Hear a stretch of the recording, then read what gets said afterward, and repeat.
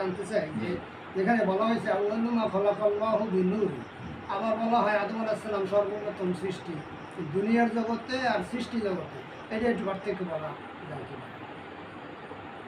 দুনিয়ার জগতে আর সৃষ্টির জগৎ, হ্যাঁ, এখানে মূলত এই হাদিসখানা হইল আউয়ালুমা খালাকাল্লাহু নূরি, এটা রাসূল পাক সাল্লাল্লাহু আলাইহি ওয়াসাল্লামের শানে রাসূল সাল্লাল্লাহু আলাইহি ওয়াসাল্লাম নিজে বলছেন, বলছে যে সর্বপ্রথম সৃষ্টি হয়েছে আমার নূর। আল্লাহ রাসূলের নূরকে সর্বপ্রথম সৃষ্টি হলো। বাবা আদমের সৃষ্টির আগেও লক্ষ লক্ষ বছর আগে সৃষ্টি হয়েছে রাসূলের নূর। এখন কিন্তু রাসূলের নূর সৃষ্টি হলেও হুজুর আগমনটা হয়েছে কিন্তু সবার শেষে। কেন প্রধান অতিথি যিনি থাকেন তিনি সবার শেষেই আসবেন, তাহলে প্রধান অতিথি আগে চলে গেলে আলোচনা শুনবে কি? এই জন্য নবীদের মধ্যে সর্বশ্রেষ্ঠ নবী আমাদের নবী। তবে আগমনের ক্ষেত্রে বাবা আদমকে সর্বপ্রথম আনা হয়েছে দুনিয়ার জগতে, সৃষ্টিগত জগতে। কিন্তু রুহের জগৎ হোক এবং সকল জগৎ হোক, নূর আল্লাহ রাসূলের যে নূর, সেই নূরটা একমাত্র আগেই সৃষ্টি করা হয়েছে, যার আগে কোনো কিছুই সৃষ্টি হয়নি। এই জন্য কদ জাআক মিনাল্লাহি নূর ওয়া কিতাবুম মুবিন, এখানে কদ জাআক মিনাল্লাহি নূর বলতে রাসূলকে বোঝানো হয়েছে, কিতাবুম মুবিন বলতে কোরআনকে বোঝানো হয়েছে। আবার আগে বলছেন যে আপনার কলমকে সর্বপ্রথম সৃষ্টি করছেন। হ্যাঁ, এটা কলমকে সৃষ্টি করেছে লেখার জন্য, এটা ধাপ ভিন্ন। যে কলম সৃষ্টি করছে কি, সৃষ্টি জগতের মধ্যে আল্লাহ রসুলের নূর আগে, কিন্তু লেখার প্রয়োজন হয়েছে।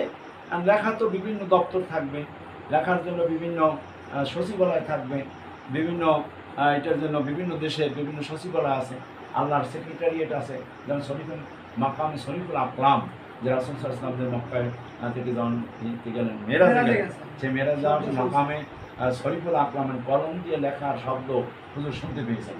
তাহলে এই কলম লেখা জিনিসটা, মানুষ লেখা তো পরে, আগে হয় সৃষ্টিটা নূর হচ্ছে আগে, কিন্তু কলম দিয়ে লেখা মানে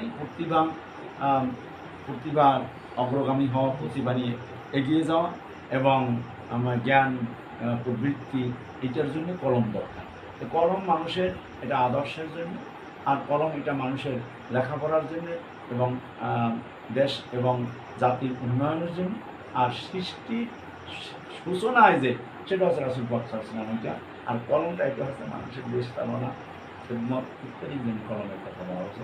এই জন্যে কলমের কথা আসছে। আচ্ছা, এখন আমাদের মা বাবার জন্য একটু দোয়া করেন। আল্লাহুম্মা সাল্লি আলা সাইয়্যিদিনা মুহাম্মাদিন ওয়া সাল্লাল্লাহু আলাইহি ওয়া সাল্লাম।